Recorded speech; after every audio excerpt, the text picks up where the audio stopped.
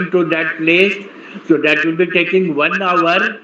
But in the meantime, she will be in contact, and she told that she will be starting from her prayer. So you are welcome.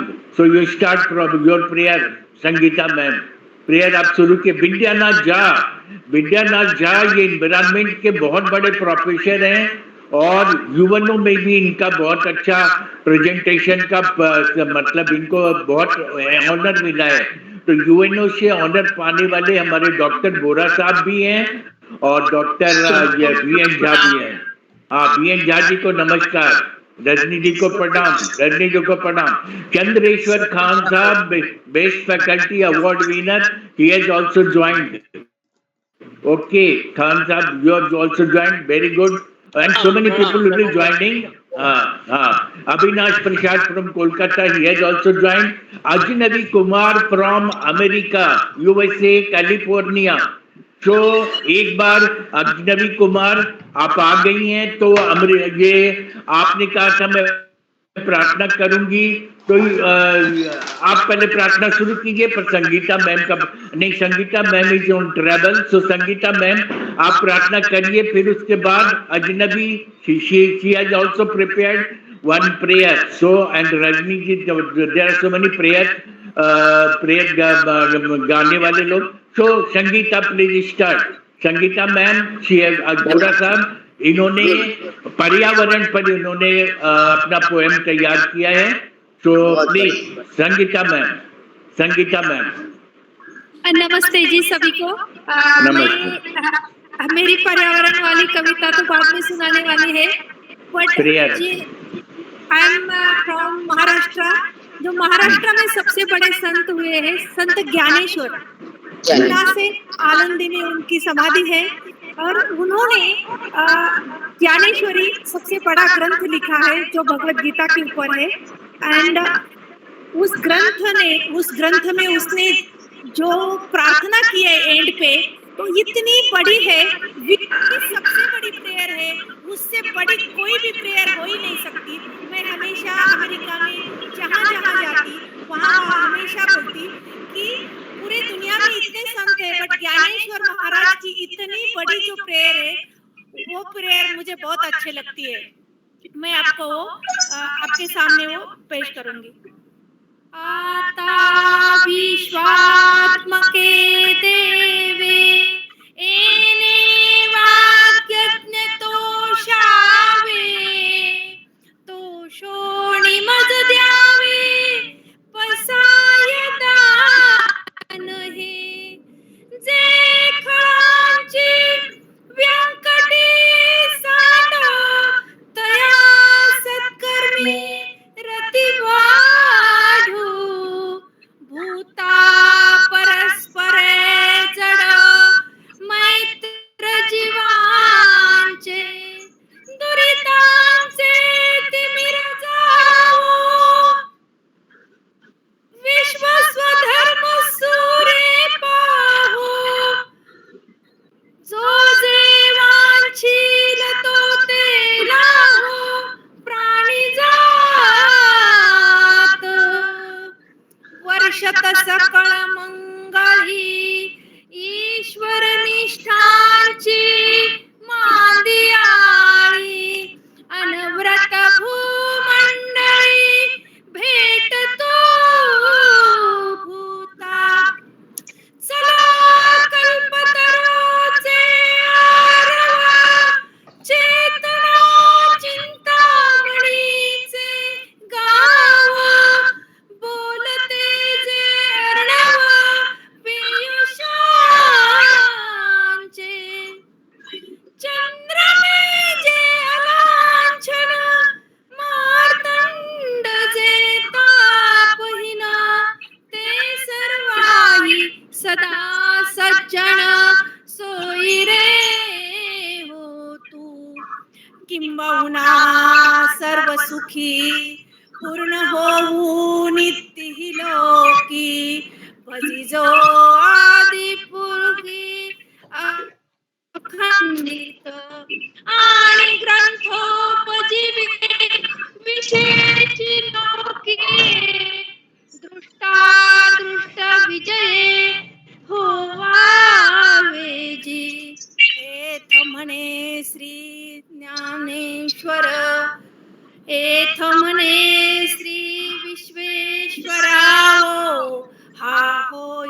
शीलदान पसावो, एने worry ज्ञान देव सुखिया झाला, सुखिया झाला, सुखिया झाला, सुखिया झाला।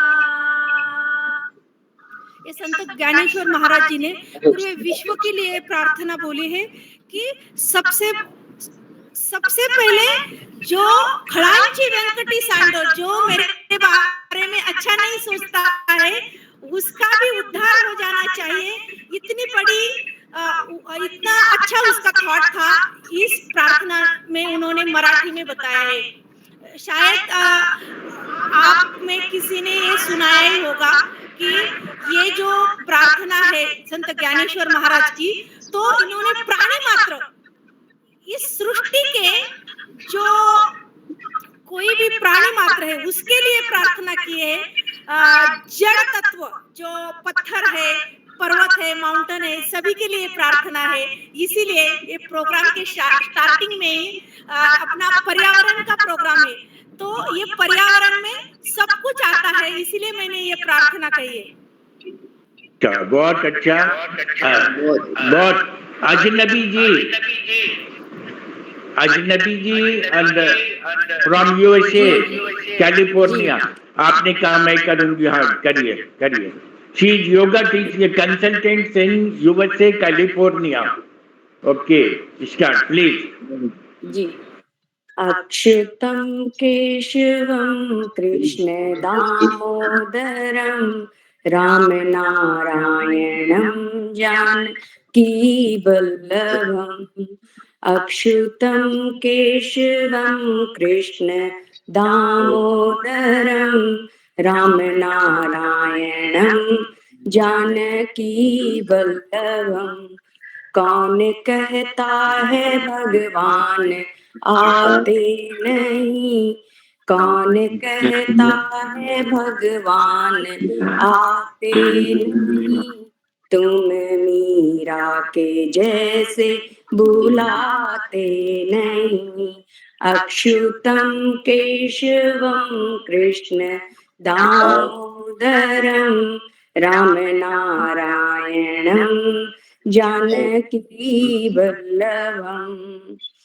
कौन कहता है भगवान सोते नहीं, कौन कहता है भगवान सोते नहीं, माँ यशोदा के जैसे बुलाते नहीं, माँ यशोदा के जैसे बुलाते नहीं। अच्युतं केशवं कृष्ण दामोदरं रामनारायणं जानकी वल्लभम्।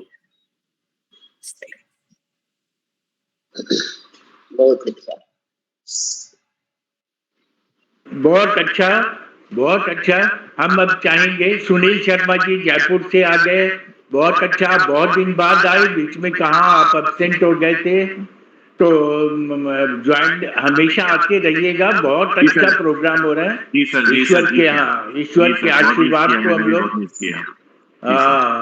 उनके आशीर्वाद को हम लोग ले रहे हैं, क्योंकि इतना बढ़िया वेबिनार अभी कहीं नहीं होता होगा, सब भगवान की कृपा है। तो अच्छा, अब मैं चाहूंगा कि हमारे जो ये यूएन बोरा साहब जो आए। अच्छा, पहले Sangeeta ma'am, you are comfortable? No, you are on the journey, you are on the car, so should we allow Dr. Bora Saab to say something? Sangeeta ma'am, Bora sahab हमारे आज चीफ गेस्ट हैं, तो थोड़ा सा आप बोल लीजिए, और उसके बाद फिर संगीता मैम गाड़ी से ही बोलेंगी, बीच बीच में उनका डिस्टर्ब होगा। और लास्ट में हमारे दूसरे आईएएस साहब हैं गोपाल शंकर जी, और तीसरे अभी उन्होंने कहा है वो भी ज्वाइन करेंगे, काल शेट्टी साहब फ्रॉम पुणे। तो पहले गोपाल साहब, यूएन बोरा साहब का बहुत हार्दिक स्वागत करते हैं। तो सर आप शुरू करिए। बोरा साहब। So good evening to all of you. Good evening, First- sir. Good evening. Good evening, sir. First, Good evening. let me thank the organizers for organizing this webinar on environment. The subject of discussion today is environment. The environment that belongs to all of us, not owned by any country, any community, or any generation. It belongs to all. The air we breathe, water we drink, soil that feeds us, climate that makes our life possible. So it is environment, and we are to have a sustainable living with the environment. But are we destroying it, polluting it? Let us see some examples also. The heat-related deaths, 5,46,000 people died annually due to heat-related actions. And India is contributing 20% to that. The floods swallow the cities, fires turn forests into ash, heat bends the steel, ice melts. All of you have heard about Tuvalu. It's a small island country in the South Pacific. Now, half of it under the water. Why it happened? The ice melted in the mountains. Climate change.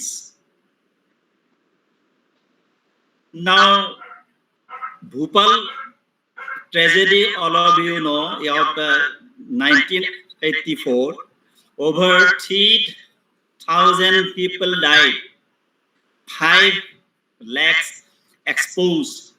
You know about the Uttarakhand flood of 2013.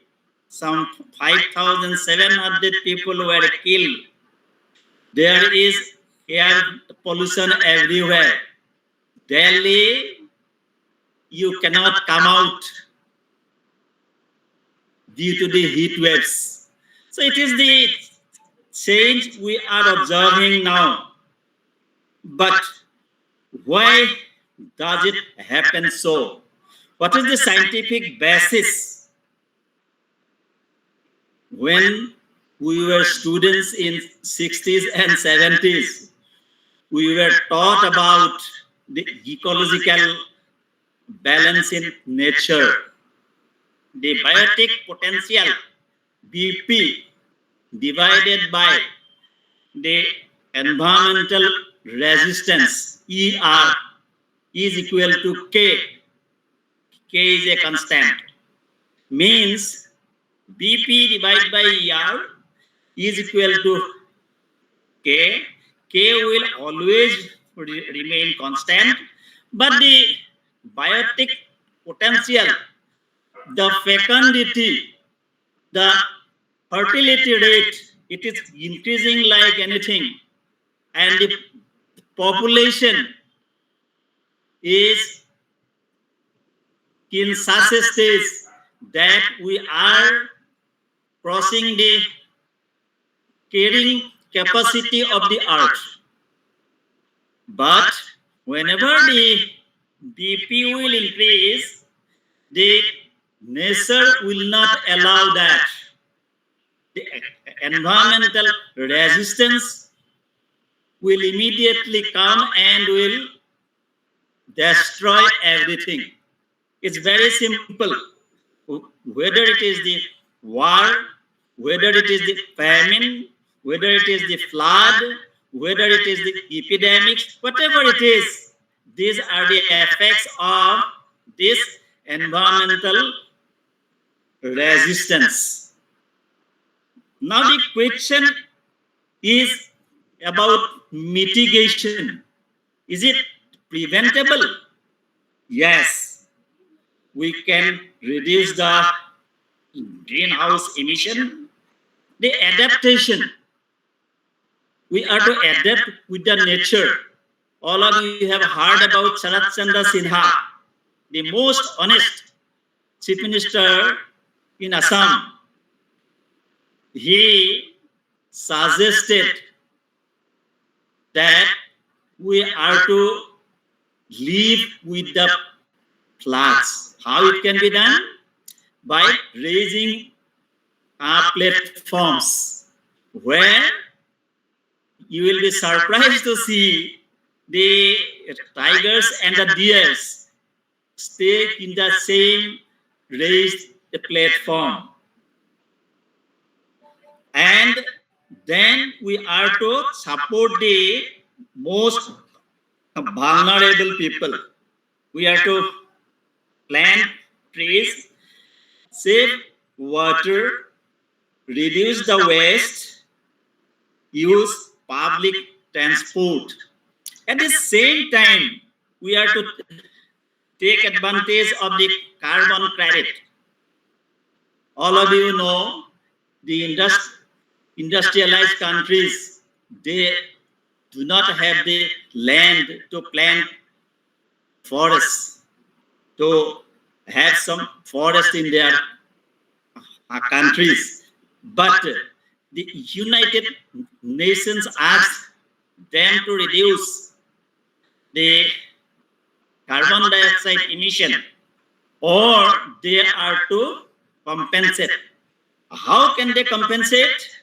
That if the developing countries plant trees, they can have the carbon credit and some financial help will be given to them. The 1 ton of carbon dioxide is equal to 1 carbon credit, and for each carbon credit they will be given $10. So India is availing some amounts, but we can increase that. In 1972, the first UN conference on the human environment was held at Stockholm. The 5th June, Environment Day. We have only one Earth. We have learned from Bhopal, we have learned from tsunami, we have learned from COVID, but the Earth will survive. Now it is a big question. Shall we survive? Now to speak on the subject and to find out some modalities, the organizers have requested Sangeeta Todmal from USA to speak on the subject. So now I shall request her to initiate. So thank you all. Very good, sir. Very nice information and dangers and what is the present position you have told in very short time. And now, Sangeeta ma'am, you are on the road. We are seeing the beautiful scene of America by sitting in our home also. Car is traveling, but we are seeing the greeneries in America from our home also. So, Sangeeta ma'am, please say. yeah, हम लोग देख रहे हैं, बड़ा अच्छा लग रहा है.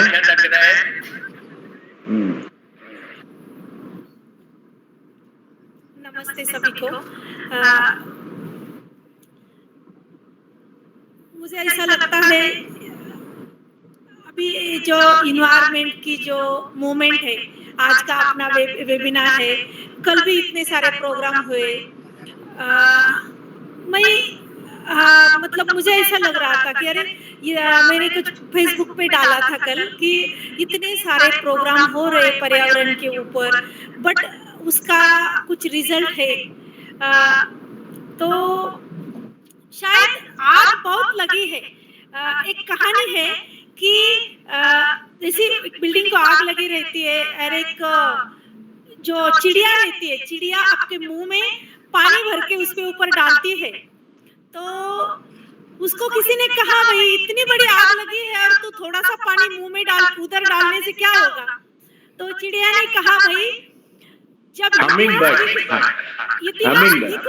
इतिहास लिख जाएगा तो इतिहास में मेरा नाम सबसे ऊपर आ जाएगा कि भाई इतनी बड़ी आग लगी और उसके ऊपर में मेरे मुंह में पानी भर के ला रही और वो आग बुझाने का ट्राई कर रही। तो वैसा ही आपका आज का वेबिनार है।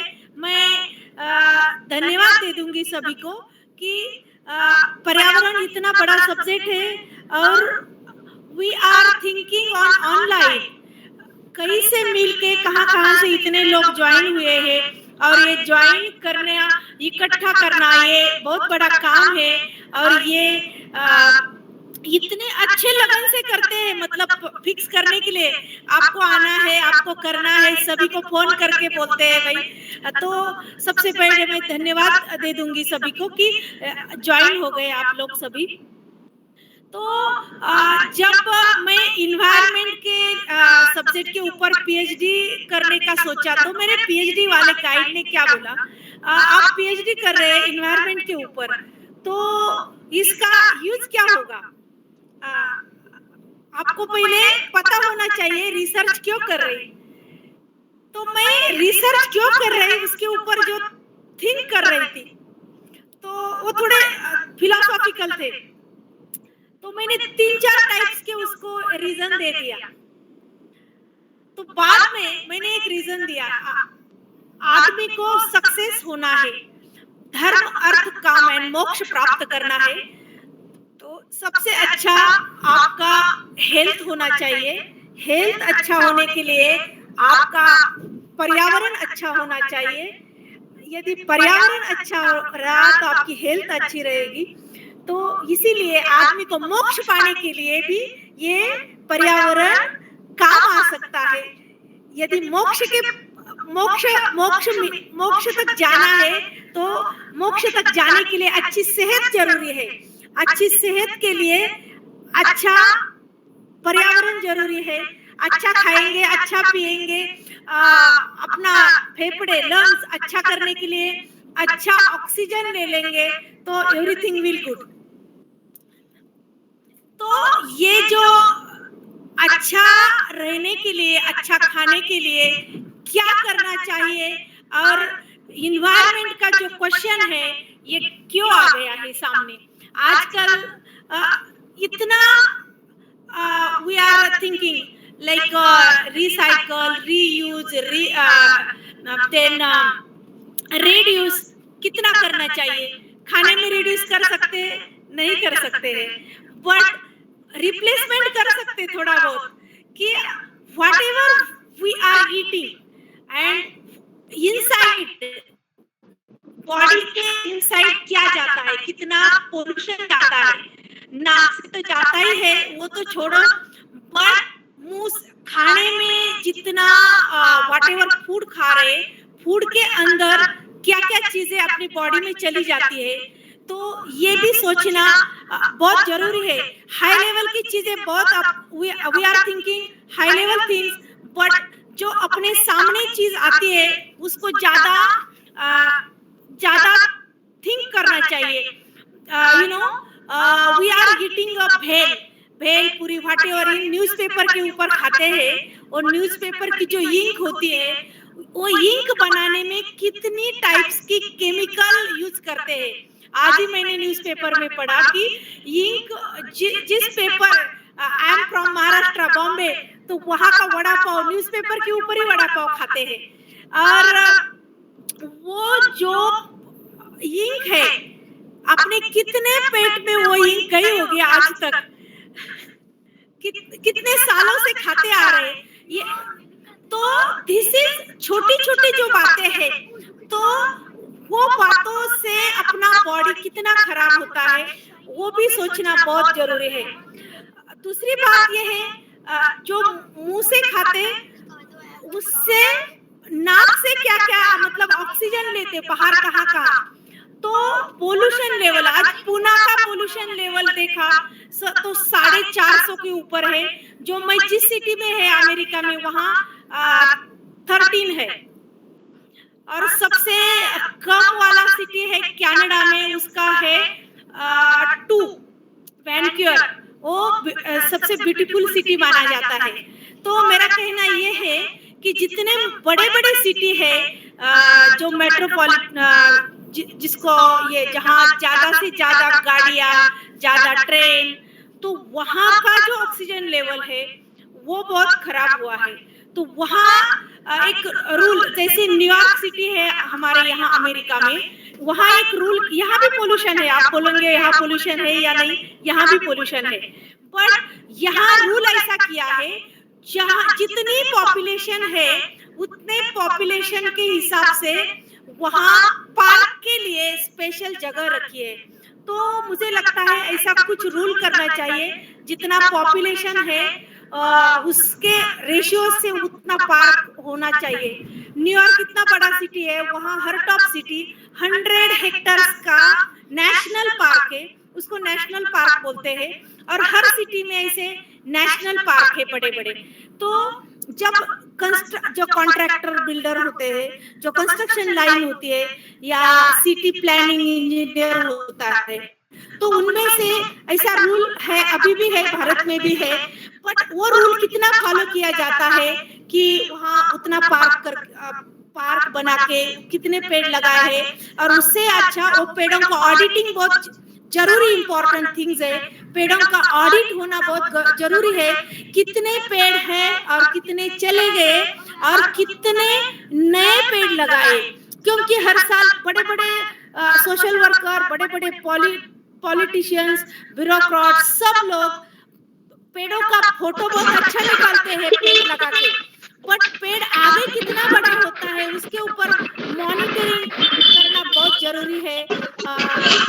क्योंकि जैसे गवर्नमेंट की कुछ कुछ योजनाएं रहती, इतना करोड़ पेड़ लगाए, उतना करोड़ पेड़ लगाए, और फिर भी we are thinking oh my God अभी भी उतना, आज पुणे, बॉम्बे, महाराष्ट्र का तो कितना 40 के आगे गया है, शायद कलकत्ता, दिल्ली भी 40 के आगे ही है।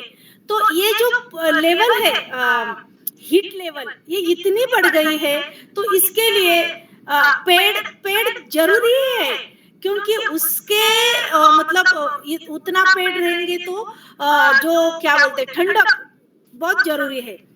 और दूसरी बात ये है कि जितना अभी पोल्यूशन हुआ है ना, गाड़ियां तो अभी आई है सब इलेक्ट्रिक कार, इट्स ओके, मतलब इलेक्ट्रिक है, दैट इज गुड।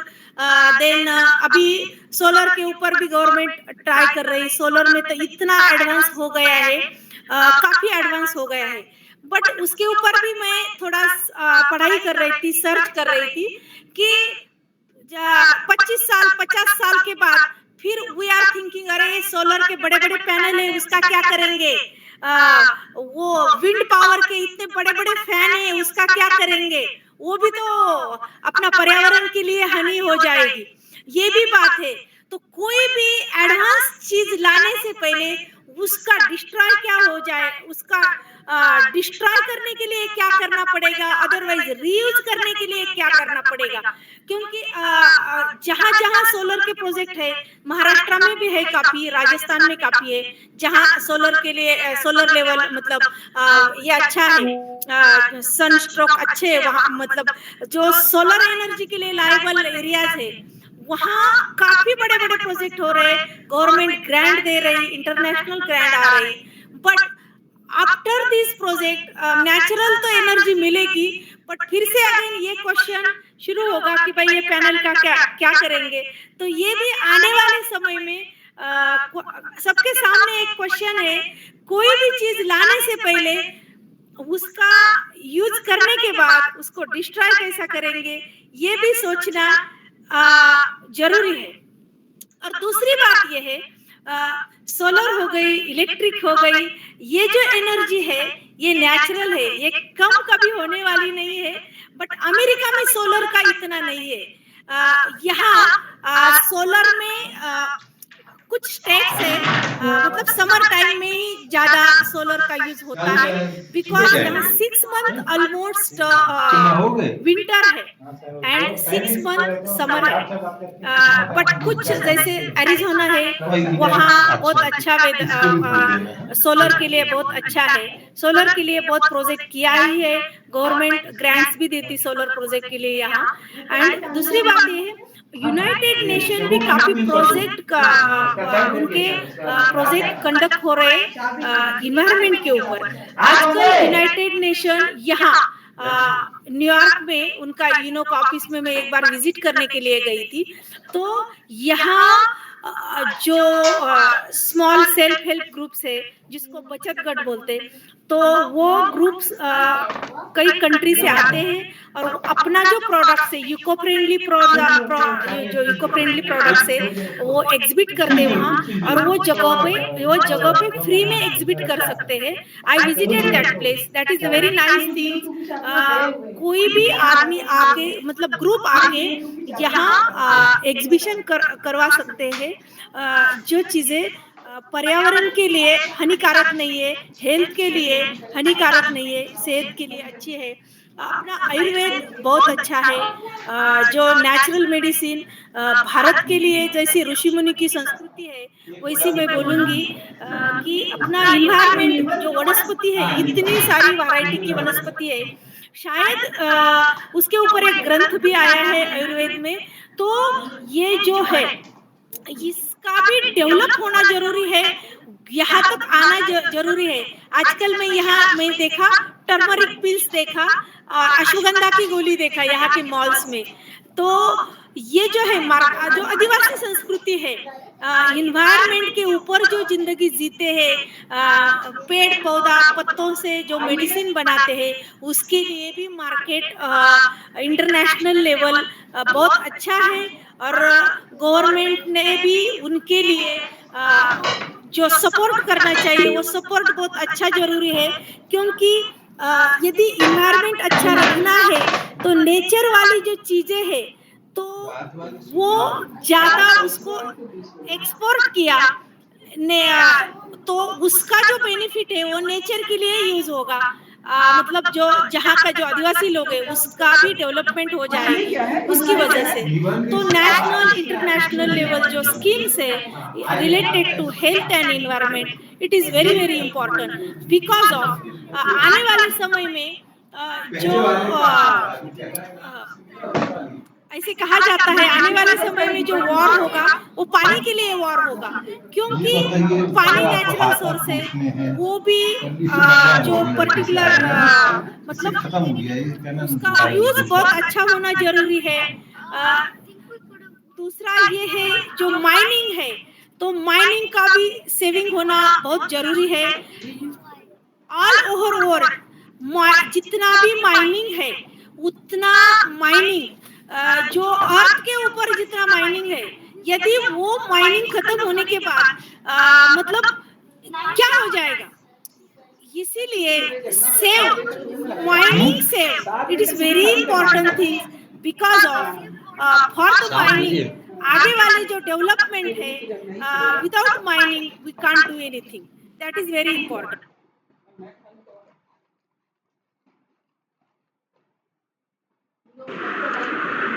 हाँ, तो ठीक है। ये फिर ये क्या बोलते हैं, और ट्रैफिक में फिर वो मोबाइल अभी इंटरनेट काम करना बंद कर दिया ऑनलाइन।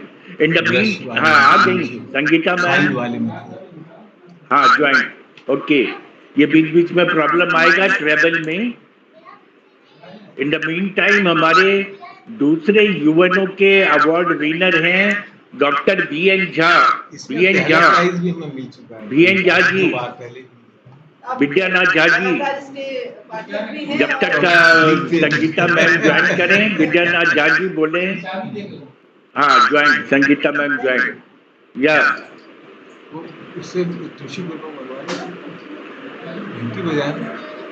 विद्यानाथ झा जी, विद्यानाथ झा, आप सुन रहे हैं?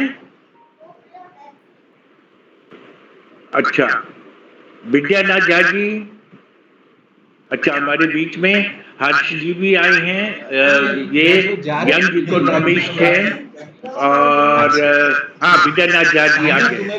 हाँ, विद्यानाथ झा जी, आप बहुत अच्छा बोल सकते हैं इसमें, आपको यूएनओ से बहुत बार ऑनर मिला है। हम लोग बहुत लकी हैं कि दो यूएनओ से अवार्ड विनर लोग हैं हमारे पास। हाँ, बोलिए विद्यानाथ झा जी, जब तक वो पहुंचेंगी तब तक आप थोड़ा बोले। विद्यानाथ झा जी, पर्यावरण पर आपने बहुत अच्छा तैयार किया है और अपने डीटीएस क्लास में भी आपने उसको प्रेजेंटेशन में दिया था, बहुत अच्छा लगा था। प्लीज विद्यानाथ झा जी, आप अपना माइक अनम्यूट कर लें, माइक अनम्यूट कर लें, माइक अनम्यूट कर लें, माइक अनम्यूट कर लें। डॉक्टर विद्यानाथ झा, हाँ। दिलीप कुमार जी डिजास्टर के बहुत अच्छे ट्रेनर हैं, ये भी आए दिल्ली से, बहुत अच्छा, आपका स्वागत है। Thank you sir. Thank you, welcome. तो जब तक ये लोग ज्वाइन करें, बोल सकें, विद्यानाथ जी को कोई प्रॉब्लम हो रहा है, विद्यानाथ झा, तो हाँ आप बोलेंगे विद्यानाथ झा जी? हाँ मैं बोल रहा हूँ। हाँ, सभी लोगों को मेरा जथा योग्य प्रणाम, नमस्कार। बहुत ही अच्छा मौका है, हम लोगों को चर्चा करनी चाहिए। सभी लोगों को, पूरी दुनिया में जो लोग हैं इस पर चिंतनशील हैं, इस इशू पर, सबको एक साथ बैठना चाहिए। हम सभी भारतवंशी हैं, अभी जमा हुए हैं।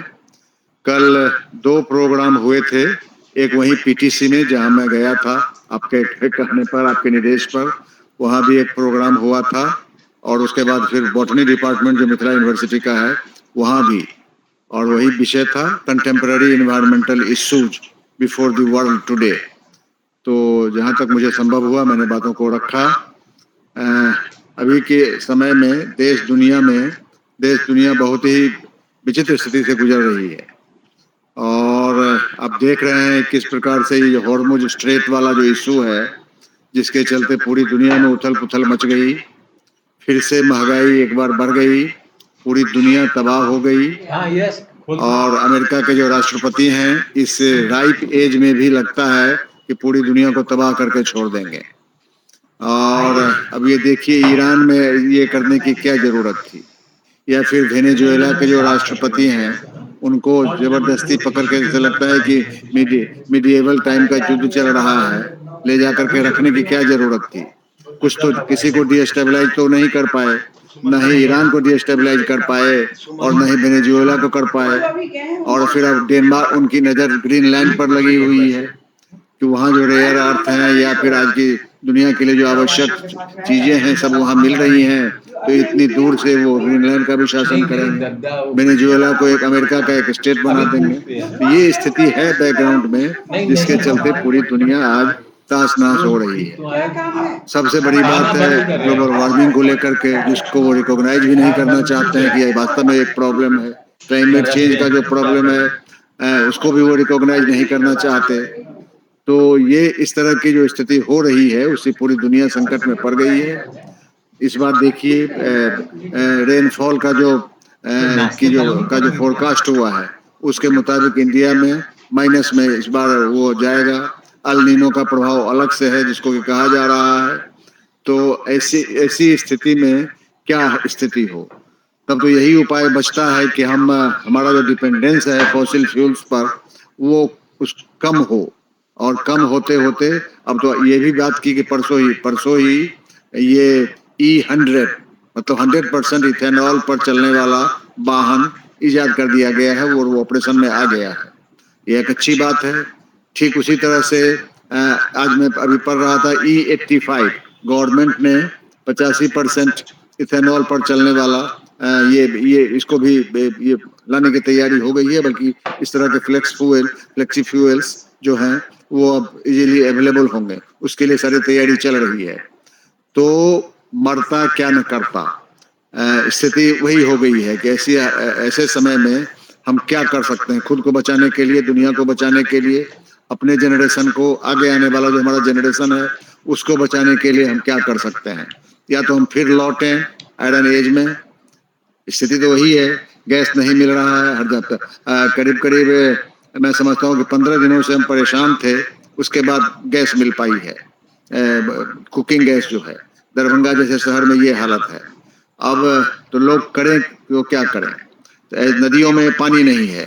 अब आप देख लीजिए, मैं जहाँ तो हम लोग बिहार से हैं मोस्ट ऑफ अस, तो इसमें हमारे यहाँ कमला नदी बहती है, और कमला की करीब आज की तारीख में जो कमला नदी है वो झंझारपुर के पास उसका जो मेन चैनल है वो है, और बाकी इसे करीब करीब 11 और पैलियो चैनल्स हैं। और ये जो पैलियो चैनल्स हैं उसमें केवल बरसात में पानी रहता है, केवल बरसात में पानी रहता है।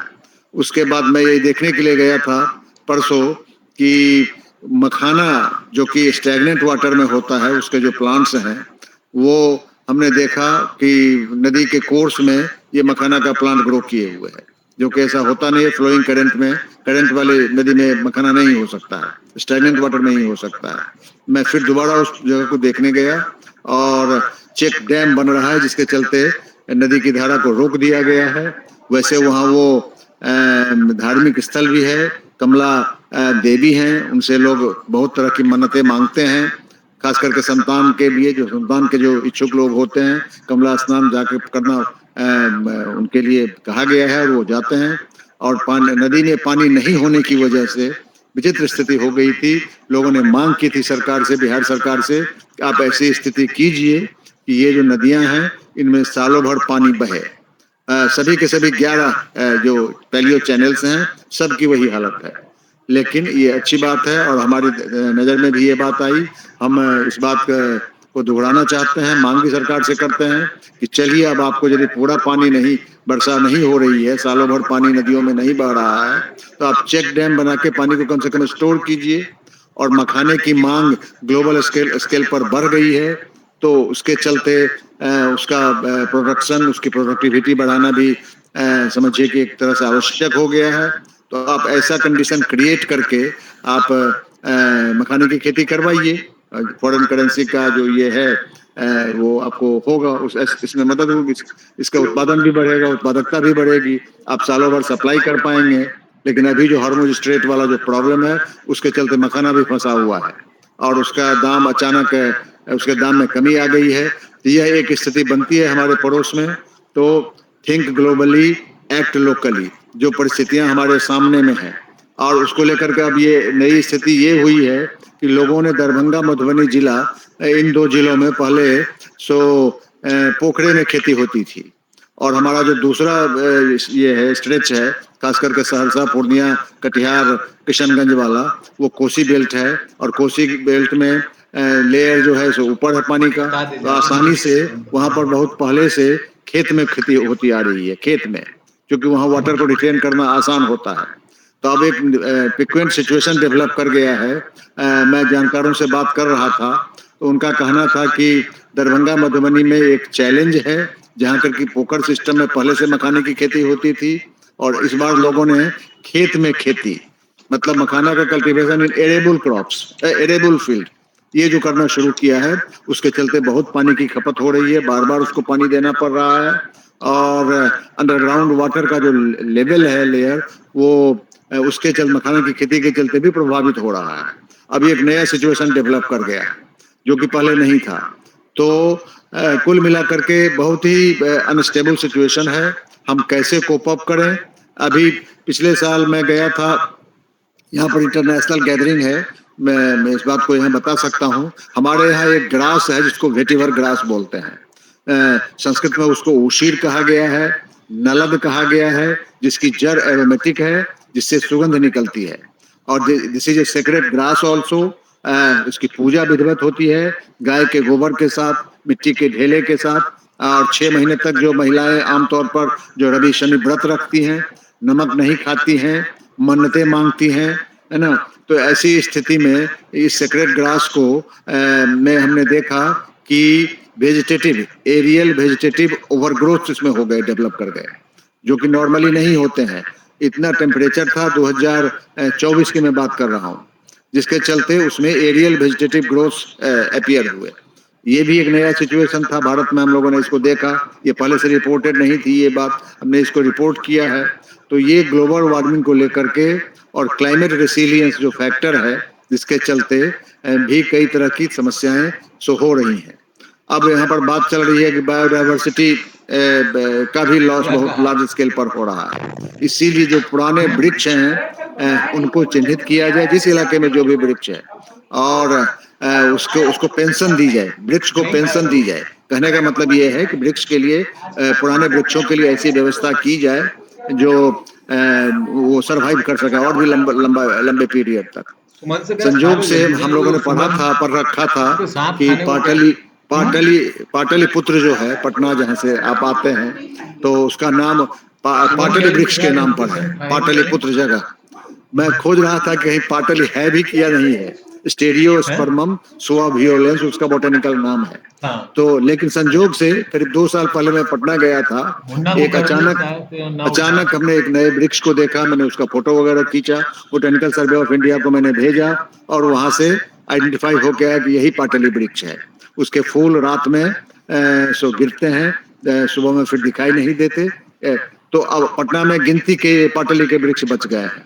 मैं समझता हूँ कि इसका भी अभियान चलाने की जरूरत है कि कैसे पटना में फिर से पाटली वृक्ष की बहुतायत में हो। जिनके पास ये जिज्ञासा है कि हम जाने कि कौन सा वृक्ष है जिसके नाम पर पाटलिपुत्र था, तो कुछ है, कुछ संख्या में बचे हुए हैं, तो उसका भी संरक्षण जरूरी है। मैं आपको ये बताऊं कि दरभंगा जहाँ मैं अभी हूँ, जहाँ से मैं बोल रहा हूँ, मौका लगा था कि एक गांव है, दीप गांव है, जो कि ये दीप गांव आपको मधुबनी जिले में पड़ता है। घोघरडीहा स्टेशन से आगे तमुड़िया, इसी के बीच में वो है, दीप गांव है। प्राचीन गांव है, संस्कृत विद्या का केंद्र है वो गांव। बहुत अभी भी उस गांव से कई लोग वाइस चांसलर भी संस्कृत यूनिवर्सिटी में हुए, तो वहाँ केंद्र है, वहाँ भी पाठशाला और गुरुकुल सिस्टम से अभी भी पढ़ाई होती है।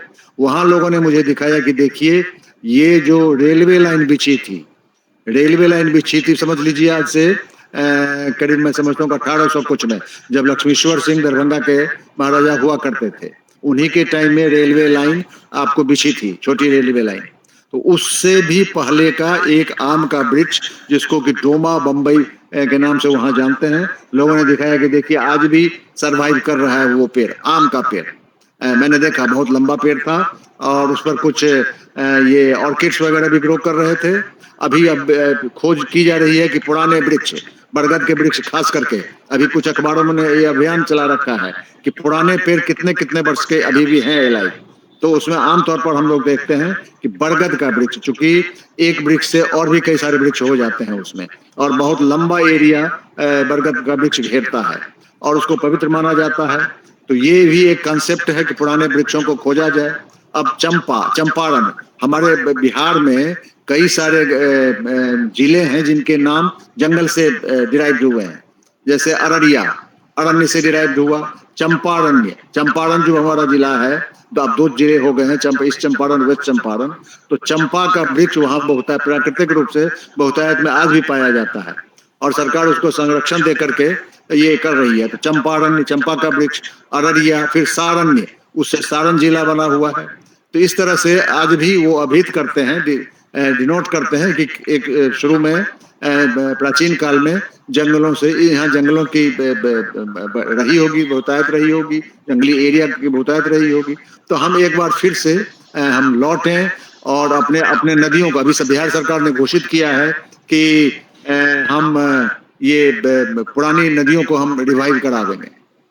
आप रिवाइव, ठीक है, कहने के लिए तो बहुत अच्छी बात लगती है, लेकिन आप रिवाइव कराएंगे तो कैसे कराएंगे रिवाइवल उसका?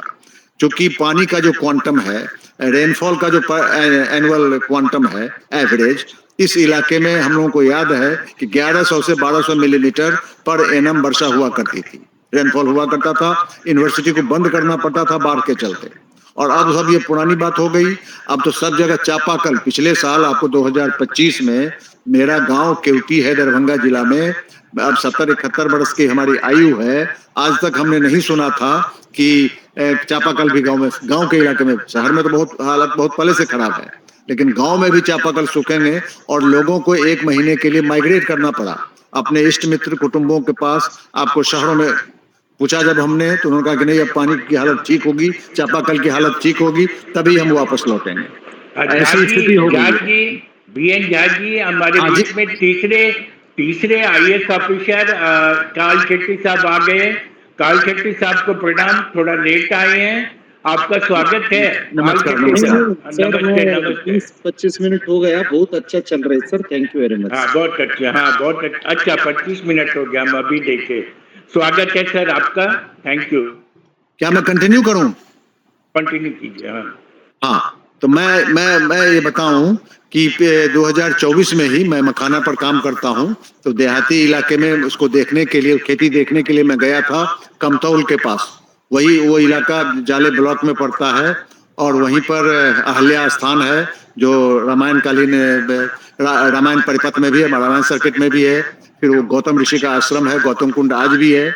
उस इलाके में मैंने देखा कि वहाँ एक नदी है जिसको क्षीरोई नदी बोलते हैं, संस्कृत में क्षीरोदकी, जिसका पानी दूध के समान होता था।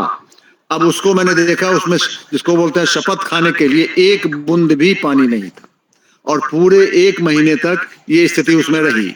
और जो किसान थे, प्रगतिशील किसान जो मखाने की खेती कर रहे थे, जहां मैं गया था देखने के लिए।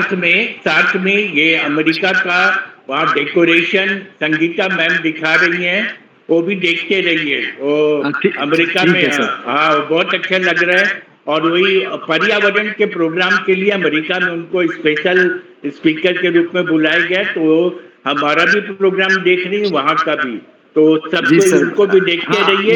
और झा जी की बात भी, मैं अपनी बात कंक्लूड करता हूं, तो मैं ये कहना चाहता हूं, आप बोलते रहिए। हाँ, मैं ये कहना चाहता हूं कि उसमें 1 बूंद भी पानी नहीं था। और जो किसान इसको कर रहा था, जहां मैं गया था देखने के लिए, मैंने उससे पूछा तो उसने बताया कि सर मेरी उम्र 42 साल की है और मैंने आज तक इस नदी की ऐसी दुस्थिति नहीं देखी कि इसमें 1 बूंद भी पानी नहीं है।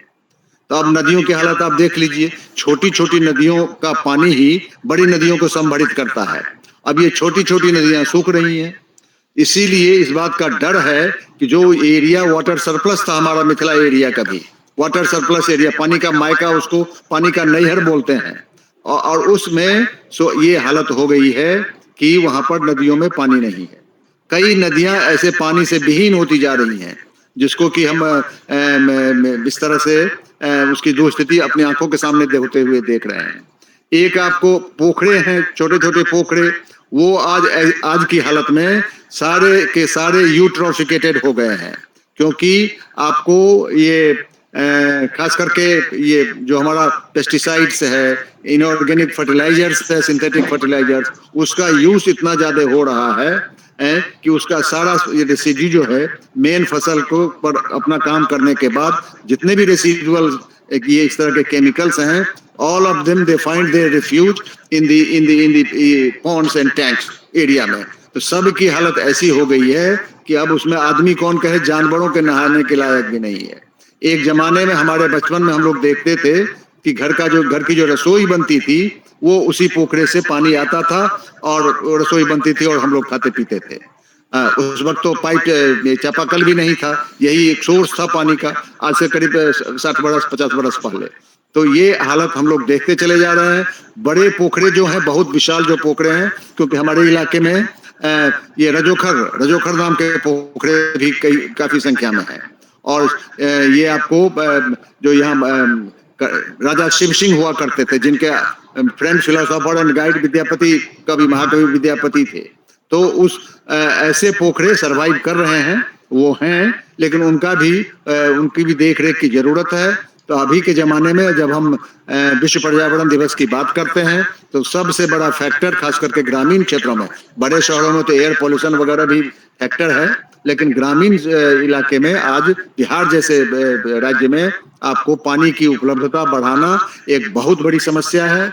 और सरकार ने कहा भी है, अखबारों में ये बात आई है कि उससे ये निकाला जाए, खास करके जो उसकी गाद है, सिल्ट है उसको निकाला जाए और उससे जो कंस्ट्रक्शन के जो काम है उसमें उसका यूज किया जाए। तो ये एक बहुत बड़ा फैक्टर है जिस पर ध्यान जाना चाहिए। अभी एक बहुत इंपॉर्टेंट बात चल रही है भारत में, जो खेत बचाओ। अभी यूनियन मिनिस्टर जो है एग्रीकल्चर के शिवराज सिंह जी चौहान, वो पूरे 1 महीने का ये अभियान चल रहा है जिसमें है कि खेत बचाओ, खेती बचाओ को लेकर के तो बहुत तरह के काम होते हैं, लेकिन खेत बचाओ के लिए अभियान चल रहा है। मतलब उसका ये है कि हमारी जो मिट्टी है उसकी जो उर्वरा शक्ति है उसमें भयंकर क्षरण हो रहा है। इसीलिए हम मिनिमाइज करें फर्टिलाइजर्स के यूज को, केमिकल जो सिंथेटिक्स हैं उनके यूज खेती में प्रयोग को हम मिनिमाइज करें, उसकी तरफ हमारा ध्यान जाना चाहिए। एक बार फिर एक जमाना था कि जितना चाहो पानी ले लो, जितना चाहो फर्टिलाइजर्स ले लो, पेस्टिसाइड्स ले लो और उत्पादन बढ़ाओ, पैदावार बढ़ाओ। और आज का जो पंजाब, हरियाणा, वेस्टर्न यूपी, हिमाचल, ये सब एरिया जो है ग्रीन रिवॉल्यूशन के पहले जो हमारा ग्रीन रिवॉल्यूशन हुआ, फर्स्ट ग्रीन रिवॉल्यूशन, उसका सेंटर था। लेकिन आज की तारीख में उसके जितने भी साइड इफेक्ट्स हैं, कैंसर से इफेक्टेड पीपल हैं खास करके, तो उसको देखते हुए सरकार सचेत हो रही है। ये भी एक अच्छी बात है कि हम एक बार फिर से प्राकृतिक खेती या फिर नेचुरल फार्मिंग, ऑर्गेनिक फार्मिंग, अलग अलग इसके नाम हैं, तो हम अपनी खेती का फिर से एक परिष्कार करें। और जो हमारा डिपेंडेंस था, देश को एक सरप्लस हमारे पास अनाज है, हम मिड डे मील स्कीम चला रहे हैं, ये सारी बातें हो रही हैं, लेकिन उसका एक साइड इफेक्ट भी, खामियाजा भी हमको देखने को मिल रहा है।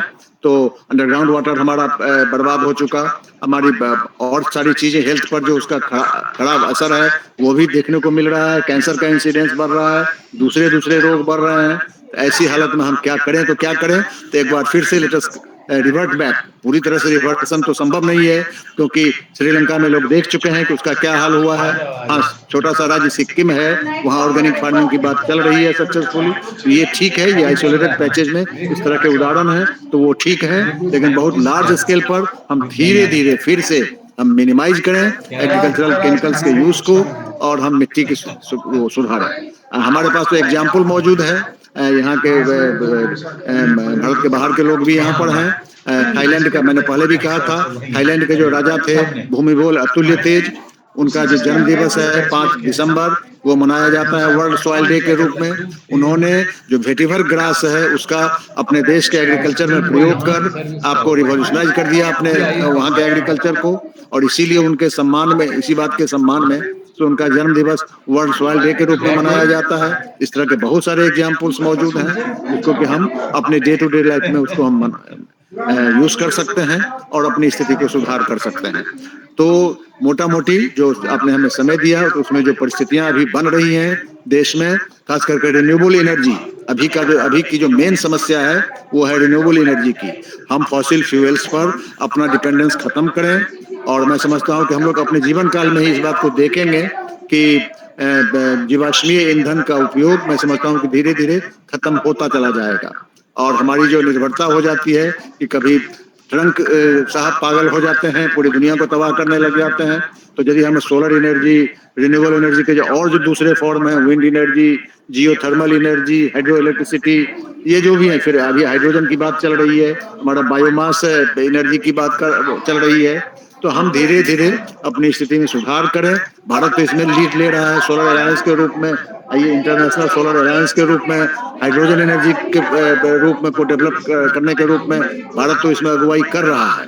ये एक अच्छी बात है और हम अपनी स्थिति में भी सुधार करें और उससे जो नेट जीरो का जो लक्ष्य है कि हमारा जो एमिशन है कार्बन डाइऑक्साइड का या फिर दूसरी जो ग्रीन हाउस गैस है उसका, तो उसको मिनिमाइज करते करते अंत में जीरो पर ले आया जाए। और ये विजिबल है, लग रहा है जो 2070 तक जो भारत ने एक टारगेट रखा है ना, वो हम अचीव कर पाएंगे। और फिर वही लौट करके कि मरता क्या न करता, डूबते को तिनका सहारा। आज की दुनिया में हमारे पास दूसरा कोई ऑप्शन नहीं है, हम इन चीजों का जिसको हम अख्तियार न करेंगे। अब जनसंख्या सबकी जड़ में है पॉपुलेशन एक्सप्लोजन, तो भारत में भी पॉपुलेशन बढ़ने की जो दर है वो स्थिर घट रही है। तो ये भी एक अच्छी बात है कि हम अपने पॉपुलेशन को स्टेबलाइज कर लें। कभी चाइना ने 1 चाइल्ड पॉलिसी अपनाई थी, तो हम समझते हैं कि भारत भी अब उतना स्ट्रिक्ट तो नहीं, लेकिन अपने पेस में इन सारी बातों को अचीव कर रहा है। इसीलिए हम पर्यावरण दिवस के अवसर पर हमारे दिन प्रतिदिन के जीवन में हमारा जो सोचना है, हमारे जो चिंतन की जो पद्धति है, उसमें शांति पाठ का हम लोग उसकी चर्चा करते हैं। तो सब शांत रहें, देव शांति, पृथ्वी शांति, अंतरिक्ष शांति, सारी बातें होती हैं। तो ये हमारा भारत की सभ्यता बहुत पुरानी सभ्यता है। तो लोग इन बातों में भारत की ओर देखते हैं कि भारत कैसा सोचता है, कैसे उसको इम्प्लीमेंट करता है। तो हम निश्चित रूप से फिर एक बार पूरे विश्व को रास्ता दिखाएंगे और जीने की जो हमारी प्रवृत्ति है, पूरे जीवन हमारा चलता रहे, कोई बहुत उस पर अंकुश ना लगे। तो इन सब बातों को देखते हुए आज पर्यावरण दिवस के अवसर पर अमेरिका से जो एड्रेस करने वाली हैं, उनका हम स्वागत करते हैं और फुल फ्लेजेड कभी हम इस पर मौका यदि मिलेगा तो फिर हम इसमें करना चाहेंगे। धन्यवाद, आपने अवसर दिया। जरूर सर, फुल प्लेजेड भी हम लोग सुनेंगे। हर्ष जी, आपने कुछ हैंड रेज किया था, आप कुछ बोलना चाह रहे थे। हर्ष जी के ग्रेट इकोनॉमिस्ट और बहुत हाँ बोलिए। सर मुझे प्लीज 2 मिनट दीजिए, मैं बोल रहा हूँ। मैं 2 मिनट दीजिए, मैं अपने रूम में एंटर कर रहा हूँ। अच्छा ठीक है। अच्छा, अब हमारे गोपाल साहब IAS साहब हैं, आप क्या उसमें जोड़ना चाहेंगे गोपाल साहब? फिर हम अपने काल शेट्टी साहब से पूछेंगे। गोपाल साहब। धन्यवाद जी। नहीं कहना है कि डॉक्टर बोरा साहब और डॉक्टर विद्यानाथ जी ने जो कुछ कहा है उससे यही निष्कर्ष निकलता है कि हमें अवेयरनेस जनरेशन पैदा करना है अपने सभी लोगों में, और जो स्वार्थ की भावना है जिसके चलते हम जानबूझ करके कुछ ऐसा काम करते हैं जो पर्यावरण को नष्ट करने के लिए काफी है, उस पर हमें ध्यान देना है। यानी कि हमें सेल्फ डिसिप्लिन होना है और इसको आगे बढ़ाना है। जैसा कहा गया कि भारत ने इसमें बहुत कुछ किया है, वो धर्म गुरु और विश्व गुरु बनकर के आगे बढ़ सकता है। हम ही लोग उसको बनाते हैं उस तरह से। तो अवेयरनेस जनरेशन प्लस जो वॉर की बारे में बात की जा रही है, तो सब कुछ हमारा जो किया दिया है वो एकदम मिट्टी में मिल जाता है अगर हम प्रॉस्पेरिटी के लिए, पीस के लिए एक दूसरे से लड़ें और उनका हम जो उनकी धरती है उस पर कब्जा कर रहे हैं, उनके जो रिसोर्सेज हैं उन पर कब्जा कर रहे हैं। तो इस तरह से जो लार्जर स्केल में जो स्टेट्स हैं, अब किसी स्टेट के बारे में हम क्या कहें, सब तो सामने ही है। एक तरफ यूक्रेन रशिया का वॉर है, तो एक तरफ गल्फ वॉर है, तो एक तरफ अलग से USA का कहां से कहां वॉर है, पता नहीं। इसको रोकने वाला कोई नहीं है। यूनाइटेड नेशंस ऑर्गेनाइजेशन तो पर्यावरण के लिए भी और वॉर को रोकने के लिए भी रिस्पॉन्सिबल है, उसको गठित इसीलिए किया गया है, लेकिन वो पैसिव ऑनलूकर बन के बैठा हुआ है। तो हम लोग उसको नहीं अगर मजबूत करेंगे और खुद स्वयं उसके लिए हेल्प नहीं करेंगे सरकार के माध्यम से, जो कि इंडिविजुअल का तो कोई स्टेटस है नहीं, तो हालांकि स्टेटस हो जाएगा, एक इंडिविजुअल ही बहुत कुछ कर सकता है, लेकिन हम लोग जब तक इसको स्टेट के माध्यम से पूरे यूनाइटेड नेशंस को मजबूत करके और जो भी उसका पर्यावरण संबंधी या वॉर को रोकने के लिए आदेश निर्देश और जो एडवाइजरी है उस पर हम लोग अगर काम करते रहें तो पर्यावरण की सुरक्षा हो सकती है। बहुत धन्यवाद, आपने हम लोगों को बहुत ज्यादा बहुत अच्छा सर, आपने भी बहुत अच्छा समरी किया और इस पर बहुत ध्यान देना जरूरी है। और वार से भी पॉल्यूशन बढ़ता है, सब विद्वानों ने उस तरफ ध्यान लगाया। अब हमारे तीसरे IAS साहब काल शेट्टी साहब जो यशदा के डिप्टी डायरेक्टर जनरल हैं, वो भी आए हैं। आज हम लोग बहुत लकी हैं। चौथे विजय प्रकाश जी भी बोले थे, नहीं आ पाए किसी कारण। तो काल शेट्टी साहब, आपका क्या मंतव्य है? You want to add something? काल शेट्टी साहब। सर सबको नमस्कार। सर बहुत एक आज के इम्पोर्टेंट सब्जेक्ट पर जो चर्चा हो रही है, बहुत अच्छे से प्रेजेंटेशन हो गया है सर। कल ही हमने 5 जून को एनवायरनमेंट डे सेलिब्रेट किया और इसमें इंस्टीट्यूशनल लेवल और इंडिविजुअल लेवल पर भी बहुत काम करना चाहिए सर। बहुत अच्छे से बात रखी, जो रिजुविनेशन ऑफ जो रिवर्स है एंड ऑल्सो जो अभी महाराष्ट्र में सर हमने जो जलयुक्त शिवा जो वाटर कंजर्वेशन का प्रोग्राम पीपल पार्टिसिपेशन से बहुत अच्छे से किया, और महाराष्ट्र में ये जो नाम फाउंडेशन है, you all know the actor Nana Patekar and Makarand Anaspure, they come together and they are supporting the village panchayat for rejuvenation, desilting.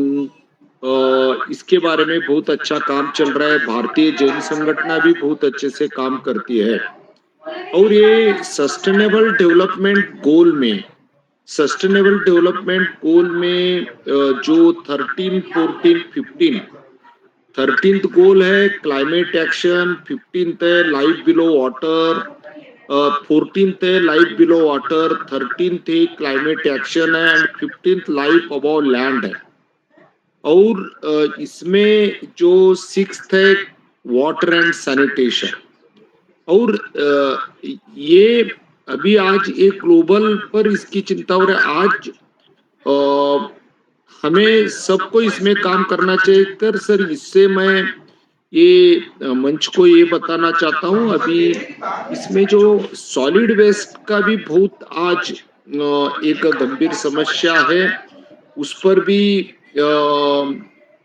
एक अभी ऑनरेबल सुप्रीम कोर्ट ने डायरेक्शन दिया, all local institution specially rural also, and इसमें अभी solid waste management rules 2026 है।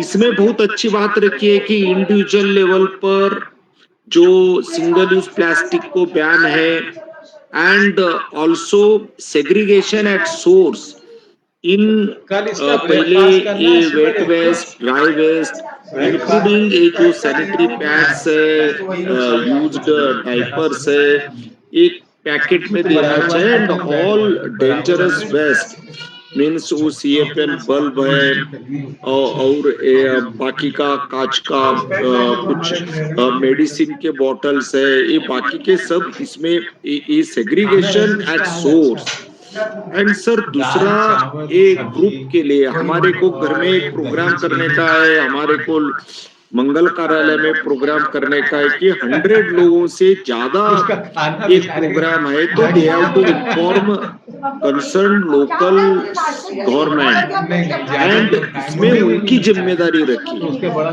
I think ऐसे जो है ये भी हो रहा है, बट इसका इम्प्लीमेंटेशन की बहुत इम्पोर्टेंट जरूरत है। मैं आपके एक सहयोगी करके मैं हर रोज इस पर काम करता हूँ, not to use single use plastic. अभी जर अमिताभ जी आप यशदा अभी आ गए, तो हमने जो किचन वेस्ट को हम यशदा लेवल पर भी ये बायोगैस बिठा दिया है, और बाकी का हम इसमें मैन्योर बना रहे हैं। ये हर इंस्टीट्यूशन लेवल पर होना चाहिए, हाउस होल्ड लेवल पर होना चाहिए, इसमें सबकी जिम्मेदारी है। बट सर आज बहुत अच्छा ये जो आज सब यहाँ मेरे से विद्वान लोग हैं, मैं ओनली पहले से सैनिटेशन में काम करता हूँ, एनवायरमेंट में काम करता हूँ, सबको एक एनवायरमेंट के लिए काम करना चाहिए। बहुत thank you very much sir, nicely presented sir, thank you very much. I also well benefited with this session sir. Thank you sir, it's your greatness. Great scholars used to appreciate others, and you people are appreciating we people. So you are doing implementing also, because I have seen in Yashda also you are implementing so many things, and your dynamism is blessings for we people also. So and we will request God to give long life to all these genius scholars of India, and not India but international speakers, and you all three are our guardians also. तो हमारे बीच में एक दिलीप कुमार जी भी international trainer है। Dilip Kumar, you want to add something? Disaster के जाने माने विद्वान हैं, और सारी दुनिया में अपने काम, और दूरदर्शन के रेगुलर स्पीकर हैं। Dilip Kumar, you want to say आपका हेल्थ कैसा है और आप अभी क्या कर रहे हैं इन्वायरमेंट पर? Okay, sir, I am all right, sir. Thank you very much for giving me this opportunity. And we want to see you also. Great academicians and scholars. We want to see you also. Okay, I join you. Give me 2 minutes, sir. Okay, please say. Yeah, to start the conversation. बहुत अच्छे लोग आए हैं। America से 2 आदमी आए, 3 हमारे आए, बहुत अच्छा। और मैडम ने कहा है कि मैं क्वेश्चन आंसर देने के लिए फिर भी लास्ट में आऊंगी। अब देखिए वो आती हैं, अमेरिका में वो प्रोग्राम कर रही हैं ये इन्वायरमेंट पर ही। और उन्होंने अच्छा, कितना लकी हम लोगों का है कि अमेरिका को के वहाँ के मतलब उसको भी दिखा रही थी अपने उससे मोबाइल से। हाँ, वो हमने भी देखा था। बहुत अच्छा लगा। ये रिकॉर्डिंग बहुत मतलब काम का होगा। अच्छा, ये thank you very much sir. कुछ पता नहीं इसमें कुछ वैल्यू एडिशन कर पाऊँ या नहीं, लेकिन climate change adaptation disaster risk reduction पे काम करते हुए मुझे भी करीब 25 साल हो गए हैं। और ATI में भी प्रोफेसर हाई सिस्टम में मैंने काम किया 6 इयर्स तक। अभी तो मुझे लगता है कि जैसे कि यूनाइटेड नेशंस है जो इरेलीवेंट हो गया है, कुछ कर ही नहीं पा रहा है। फंडिंग तो बेसिकली 60% तो US से आती है, तो US के अगेंस्ट में ये लोग कुछ बोल नहीं सकते। और सबसे ज़्यादा डिस्कंसर्टिंग ये है कि जो वार चल रहा है, और जैसे जो वार चल रहा है तो उसके बीच में हम लोग छोटे छोटे जो ये सब चीज़ कर रहे हैं कि ये कर दो या प्लास्टिक बैन कर दो या पेड़ लगाओ, ये सब से कितना हम लोग प्रोटेक्ट कर पाएंगे? वो लोग एक मिसाइल मारते हैं और एक मेट्रो सिटी के बराबर का वो कार्बन डाइऑक्साइड उतना पैदा कर देते हैं। और जो वार इतनी लंबी चल रही है यूक्रेन वाली, और फिर उसके बाद अभी हॉर्मुज के ऊपर कंट्रोल वाली, तो ऑलमोस्ट वर्ल्ड वार है। वर्ल्ड बैंक ने भी कहा था कि 3rd world war will be fought over water, but I think the game has already changed. The 3rd world war is being fought over this oil, crude oil पे।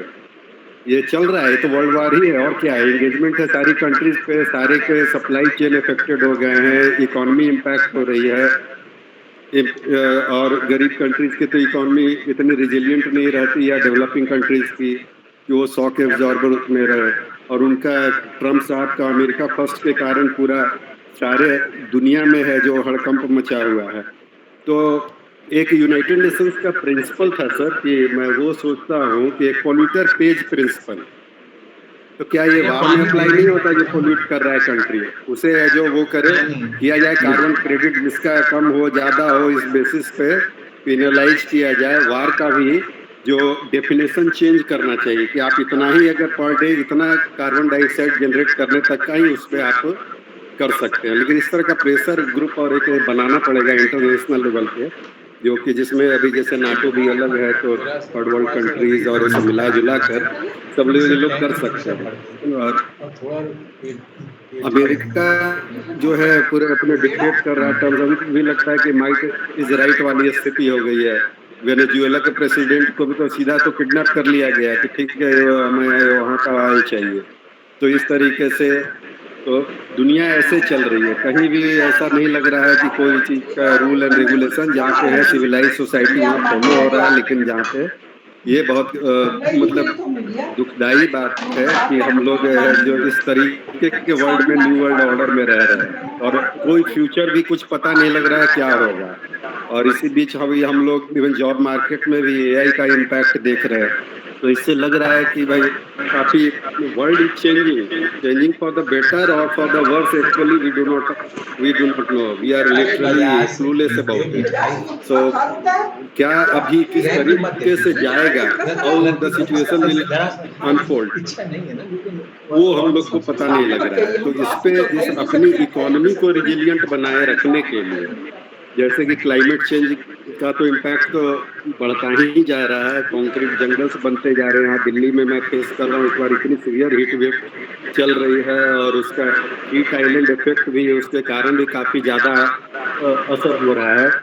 तो इस तरह के सिचुएशन में हमें लगता है कि इंसुलेट कर पाना इकोनॉमी को और साथ साथ क्लाइमेट चेंज के जो प्रोविजंस हैं उनको इम्प्लीमेंट कर पाना किसी भी सरकार के लिए बहुत बहुत ही डिफिकल्ट है। तो इस में भी अभी इंडिया को अपना मतलब कि सेफ प्ले करना चाहिए।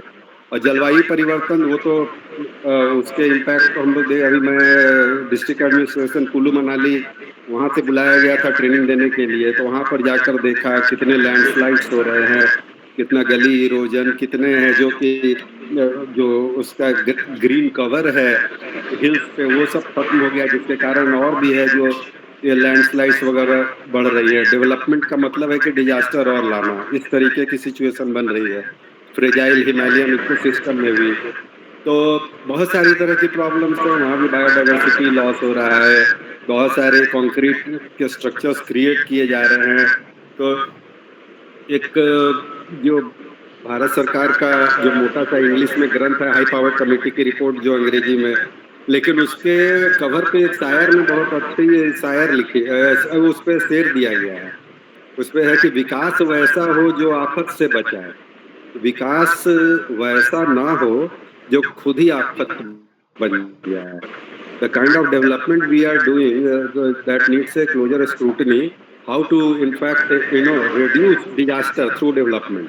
हमारा ये होना चाहिए, लेकिन क्या हो रहा है कि डेवलपमेंट हमारा जो इंक्रीज कर रहा है डिजास्टर रिस्क को, चाहे क्लाइमेट चेंज हो, फ्लड हो, फायर हो, बहुत सारे जो भी नेचुरल और मैन मेड डिजास्टर्स है, सबके एपिसोड्स और फ्रीक्वेंसीज बढ़ेंगी फ्यूचर में, उसमें और कमी नहीं आने वाली है। तो हम लोगों को प्रिपेयर्डनेस पे और सस्टेनेबिलिटी पे ध्यान देना चाहिए।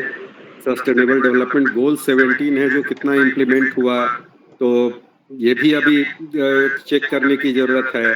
Sendai framework of disaster risk reduction के जो प्रोविजंस हैं, तो 7 उसमें जो टारगेट्स थे और 4 प्रायोरिटी एरिया जिसके तहत क्या क्या हम लोगों ने अचीव किया, कि दोनों है जो SDG और सेंडाई फ्रेमवर्क दोनों को मिलाएंगे 2015 से 2030 तक का था। We are in 2026, only 4 years are left. What we achieved, what we have done so far, what needs to be done, everything has to be evaluated and collaborated as well. तो दोनों को हम लोग मिलाकर जब देखेंगे तब पता लगेगा और कितना अभी हमें बहुत निग्लिजिबल टारगेट है जो अचीव किया है।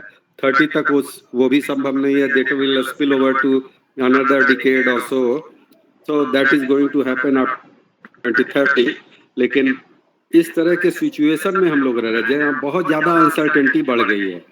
कब क्या हो जाएगा, अब किस सिचुएशन में कहाँ पे क्या किस तरह की स्थिति होगी, और कहाँ डिजास्टर और ये सब जो हम लोग के मैन मेड डिजास्टर और बढ़ने वाला है। जो क्लाइमेट चेंज है, क्लाइमेट वर्ड इंग्लिश में है लेकिन वो उतना अच्छा मीनिंग नहीं देता है जितना हिंदी वाला है। जलवायु परिवर्तन, जल और वायु में जो पोल्यूशन हो रहा है उसी के कारण है जो सारा प्रॉब्लम हो रहा है।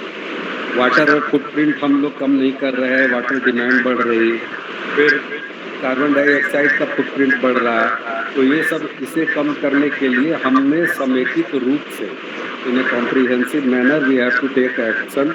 And now the world has really got fever, temperature बढ़ गया है और इसके लिए तो कोई इलाज ही करना होगा। और फायर फाइटिंग वाली स्थिति हो गई है। इट इज़ क्लाइमेट इमरजेंसी और it's not a business as usual scenario. So with these words actually I would like to close here. Thank you very much Amitabh sir, आपने मुझे अपॉर्चुनिटी दिया, जब भी मौका मिलता है बहुत अच्छा।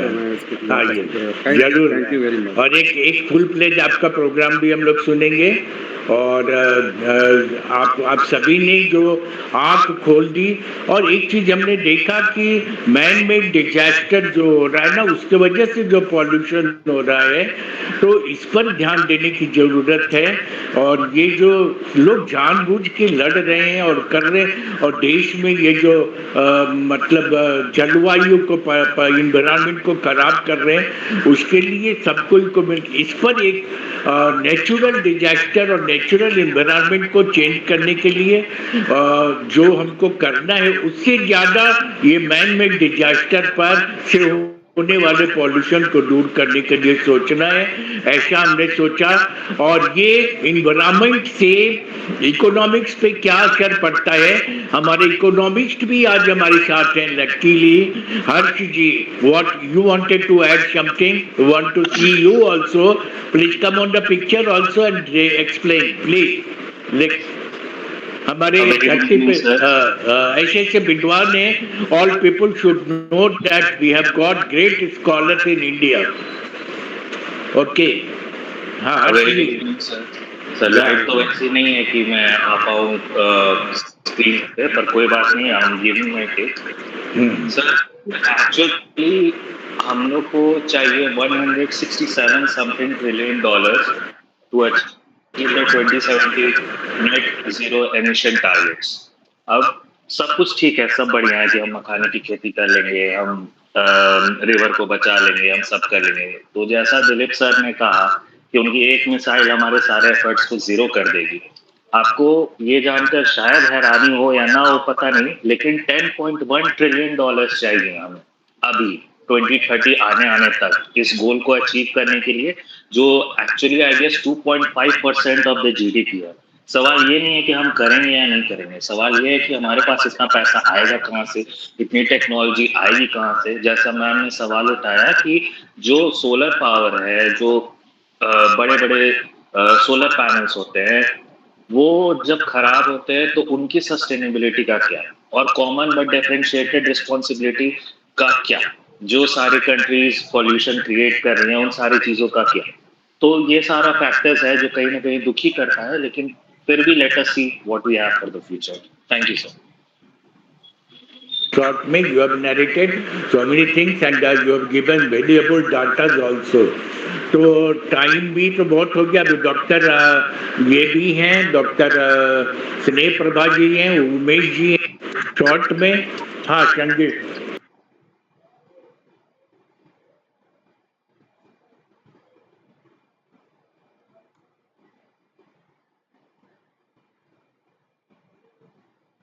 बस अब आ जाइए।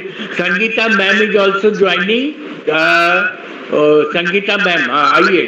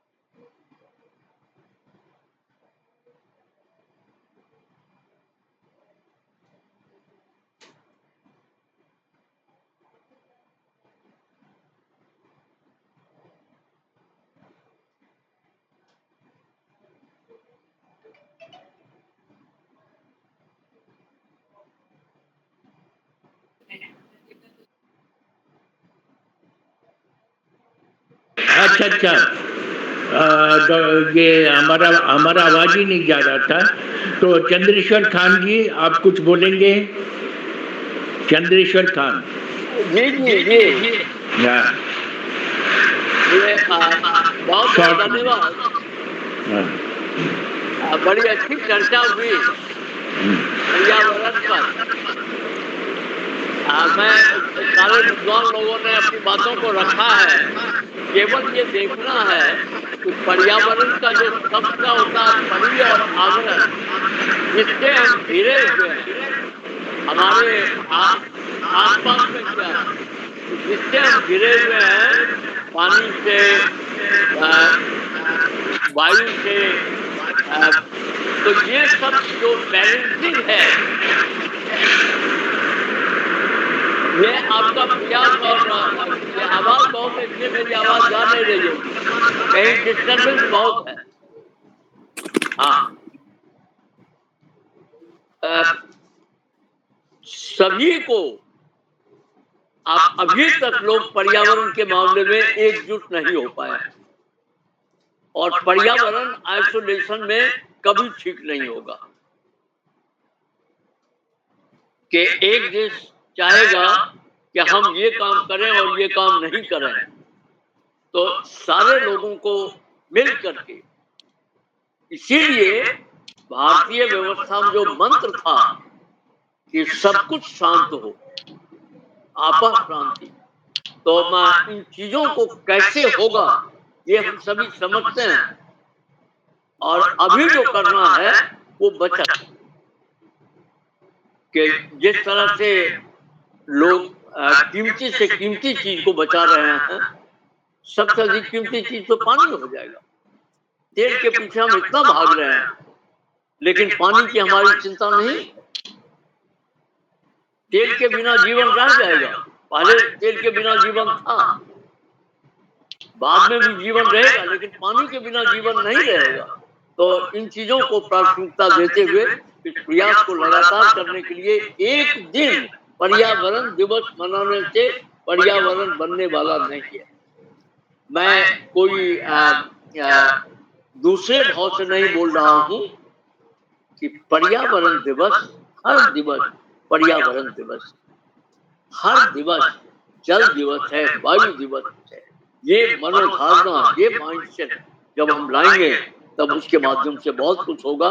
और इसीलिए मिस्टर बालीनाथ जी ने जो कहा कि उन्होंने अपने सिस्टम में भी, किचन में कैसे वेस्ट मैनेजमेंट कैसे होगा, it's a typical interdependent, interrelated concept, and that should be understood totally. Thank you very much for coming together to save the thing, and for this we have to be one.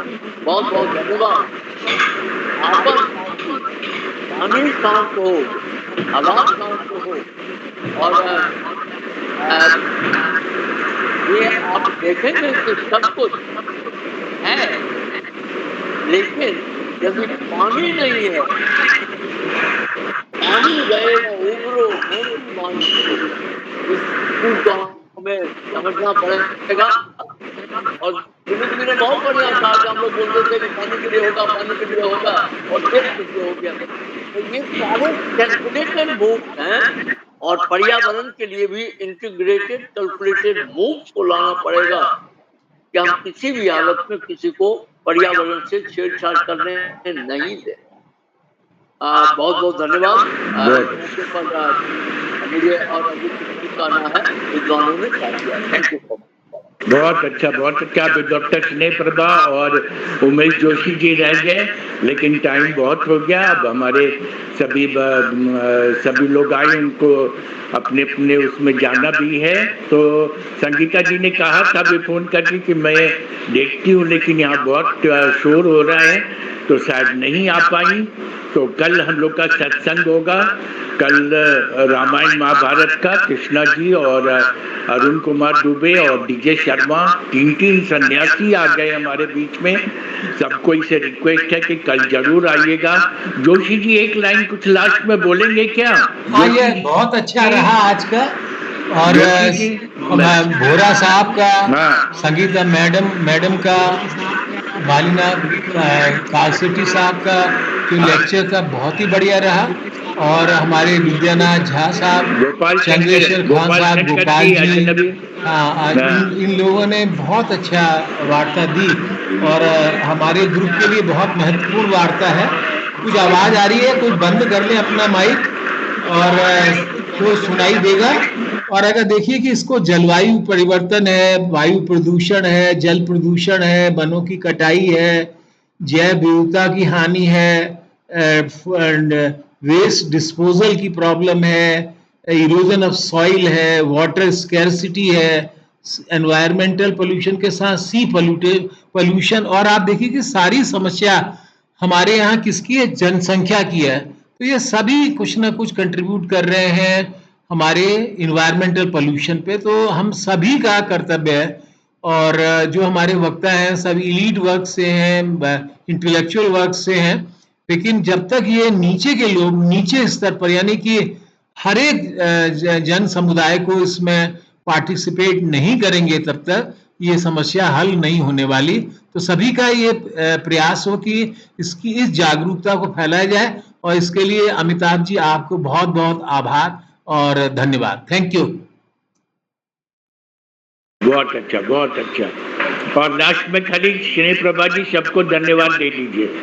स्नेह प्रभा जी धन्यवाद दे दीजिए, आपके मुंह से धन्यवाद सुन लें। स्नेह Prabha ji, doctor स्नेह प्रभा, हाँ आपका माइक अनम्यूट कर लें, माइक अनम्यूट कर लें। हाँ हाँ। रही एक तो हमारे जितने भी विशेषज्ञ आए थे, चाहे वो संगीता मैम हो, विद्यानाथ सर रहे हो, गोपाल शंकर सर ने बताया हो, अभी सर ने भी कंक्लूड किया, मतलब सारे लोगों ने कुछ कुछ उसमें दिया और होलिस्टिक वे में हर एरिया को टच किया। और सबसे अच्छा ये रहा कि साथ में उसका सोल्यूशन भी बताने की कोशिश की कि ऐसा करना पड़ेगा। तो हम जागरूक हैं, हम उसकी तरफ सतर्क हैं, सचेत हैं और कर रहे हैं, प्रयासरत हैं। हमारे जैसे और भी संगठन होंगे जो इस तरह का कार्यक्रम कर रहे होंगे, और इससे उम्मीद बढ़ती है कि हम जरूर इसमें सफलता प्राप्त करेंगे। भारत ऐसे भी शांतिप्रिय देश रहा है और हमेशा अग्रणी रहा है। तो जैसा कि उमेश सर ने बताया कि हम लोग जब इसमें पूरा लग के कोशिश करेंगे, चंद्रेश्वर खान सर ने भी इस पर चिंता जाहिर की, तो आपका ये प्रयास सर बहुत ही अच्छा है। ये राष्ट्र के लिए क्या, ये पूरी मानव जाति के लिए बहुत उपयोगी है। और हम लोगों का जो ये बहुत ही सही दिशा में जा रहा है और बहुत ही अच्छे से लोगों को जागरूक कर रहा है। इसके लिए मैं बिल्कुल हृदय से जितने भी हमारे वक्ता थे, मैं सबका आभार व्यक्त करती हूँ। और सर आपने जो ये प्रयास किया, आपके प्रयास से जो ये सफलता मिल रही है, तो आपको बहुत बहुत क्या कहें, आभार कहें, धन्यवाद कहें, शब्द कम पड़ रहे हैं कि आपका प्रयास बहुत ही अच्छा है, सराहनीय है। Thank you sir. बहुत अच्छा। हम अपने तीनों गोपाल शंकर साहब, कालशेट्टी साहब और बोरा साहब को सत सत प्रणाम करते हैं, और अपने सारे विद्वानों को हम अपना हार्दिक धन्यवाद देते हैं कि अपने दुनिया को, खाली देश को नहीं, अपने जगह को नहीं, सारी दुनिया को एक नया रूप देने के लिए हमारे इतने सामर्थ्यवान लोग जुड़ गए। और कुछ न कुछ तो, और ईश्वर का आशीर्वाद जरूर है हमारे साथ, नहीं तो इतना बढ़िया प्रोग्राम जल्दी कहीं होता नहीं है। और शायद वीके सिंह एक लंदन के, उन्होंने डॉक्टर ने कहा webinar Amitabh is the best webinar group of the world, उन्होंने लंदन से कहा। तो हम लोगों को ईश्वर का आशीर्वाद प्राप्त हो रहा है। आप लोग सब आते रहें, आप लोग सब आगे बढ़ते रहें, आयुष्मान रहें और स्वस्थ रहें, और हम लोग दुनिया के काम को बहुत आसानी से ईश्वर की सहायता से सब कोई मिलके बहुत अच्छा से कर पाएंगे। आप सबको शत शत प्रणाम, नमस्कार चरण स्पर्श। और कल फिर सत्संग में हम लोग इकट्ठा होंगे। सब कोई आइएगा, बोरा साहब आपका, आप भी आइएगा फिर, और काल शेट्टी साहब, आपका गोपाल शंकर साहब, इतना अपने बेस्ट समय से आकर के हम लोगों को ज्ञान देते हैं, हम लोग का हौसला बढ़ाते हैं। ईश्वर को प्रणाम और आप सबको प्रणाम। आइए, प्रणाम प्रणाम प्रणाम प्रणाम।